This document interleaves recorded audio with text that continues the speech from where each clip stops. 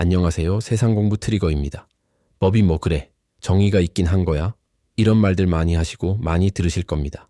2000년이 넘도록 우리는 아직도 정의가 무엇인지 규정조차 명확하게 못하고 있습니다. 이런 혼란으로 인해 우리나라에서 마이클 샌델 교수의 정의란 무엇인가란 책이 200만 부수가 팔렸습니다. 문유석 전 부장판사는 최소한의 선이란 책을 통해 정의란 무엇인가에 대한 질문에 대해 롤스의 정의론을 다시 꺼내들고 샌델 교수의 주장에 이견을 제시했습니다.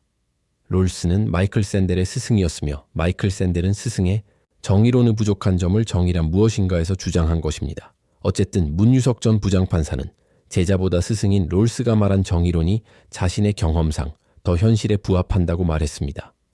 사람들은 무지의 베일 속에서라면 최소 수혜자에게도 이득이 되는 사회계약에 합의할 것이다. 이 말의 뜻은 미래에 대한 확신이 없는 상태에서 만들어지는 사회적 계약은 가장 피해를 보는 사람에게도 일정한 이득이 보장되도록 해야 정의로운 사회라는 것입니다.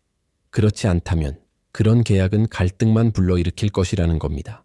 이런 사회적 계약이 원만하게 이루어질 수 있도록 최소한의 이익을 어떤 수준으로 정할 것인지를 결정하는 과정이 정치라고 말합니다. 결국 법은 공존을 위한 최소한의 선의일 뿐이라고 합니다.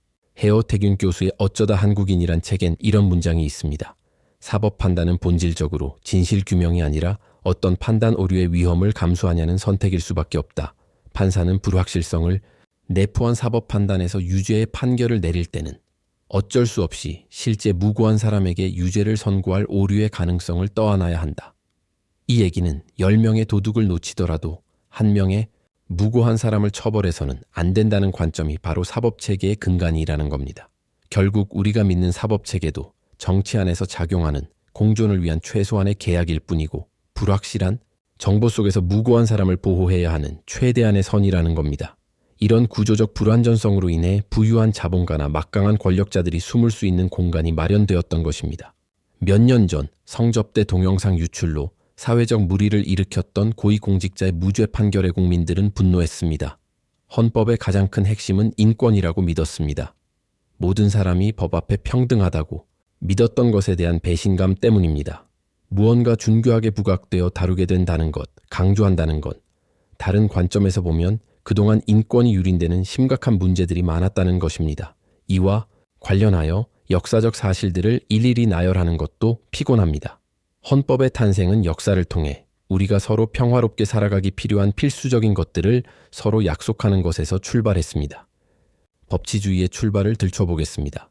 영국은 반복되는 폭력적 전제 왕권을 견제하기 위해 오랜 시간 투쟁을 거쳐 왕의 변덕과 횡포로부터 국민의 자유, 아니 사실을 들여다보면 성직자나 귀족 그리고 부자들이 권리를 보장받기 위해 왕을 겁박하여 만든 마그나 카르타에서 시작되었습니다. 즉 법치주의의 역사를 보면 인류가 이성적인 사고를 통해 오랜 기간 합의를 통해 완성한 것이 아니라 폭력에 저항하면서 쟁취해낸 사회적 합의였던 것입니다. 21세기임에도 이런 약속을 하찮게 여기고 사회적으로 큰 물의를 일으키는 사람들은 대부분 권력자거나 거대 자본가들입니다. 그리고 그들은 자본과 권력을 통해 은폐하고 왜곡하기를 반복해왔습니다. 또렷한 증거에 의한 역사적 사실들이 하나하나 밝혀지고 제시되었음에도 법은 민심을 제대로 알고나 있는지 의심스러울 때가 많습니다. 서울중앙지방법원 부장판사로 재직하다 50세란 이른 나이에 작가의 길을 선택한 문유석님의 한마디를 더합니다.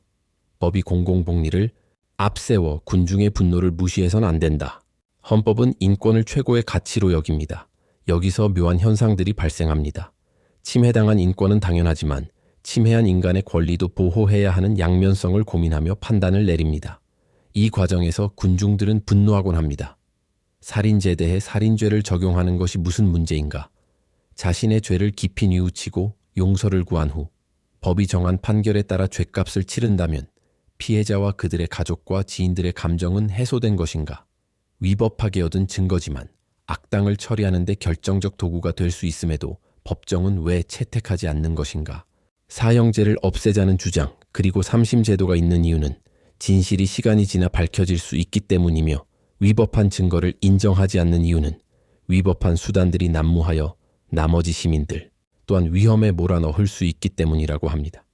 몇 년 전 세계적으로 인기몰이를 했던 미니 시리즈 우영구를 기억하시나요? 자폐장애를 갖고 있는 우영구 변호사가 천재적인 암기력과 법리 해석 능력으로 복잡한 사건들을 해결해 나가는 과정을 그린 드라마였습니다. 이 드라마에서 주인공 우영우가 상사에게 질문을 던집니다. 의뢰인과 정의 중에서 어느 편을 선택할 건가요? 이 질문에 상사는 대답합니다. 저는 지금껏 그리고 앞으로도 의뢰인 편에 설 겁니다. 그러나 우영우 변호사는 제가 아니잖아요. 우영우 변호사는 당신의 방식대로 변호하면 되는 겁니다. 이런 대화였습니다. 의뢰인의 편에 선다는 대답은 현실을 비추고 있습니다. 권력자나 자본가들이 사회적 물의를 일으키고 법정에 설 때 항상 최고의 로펌들과 계약하는 것은 어제, 오늘의 이야기가 아닙니다. 더군다나 법조계나 권력에서 최고의 자리에 올랐던 사람들이 퇴직 후 대형 로펌에 고용되는 것도 다 마찬가지 이유로 귀결됩니다. 왜 법은 돈이 말하는 세상을 용인하는 건가요? 이제부터라도 법치주의를 보다 엄격하게 적용하여 판결한다면 다수의 사람들이 만족할 수 있을까요? 자본주의 세계에서 양의 문제이지 질은 같을 거라고 생각합니다. 정말 엄격하고 합리적인 법치주의를 받아들일 생각이 있다면 국회와 대한변호사협회 그리고 법무부는 인공지능 법률 서비스를 적극 활용하려는 의지가 있어야 되는 거 아닌가 싶습니다. 끝까지 들어주셔서 감사합니다.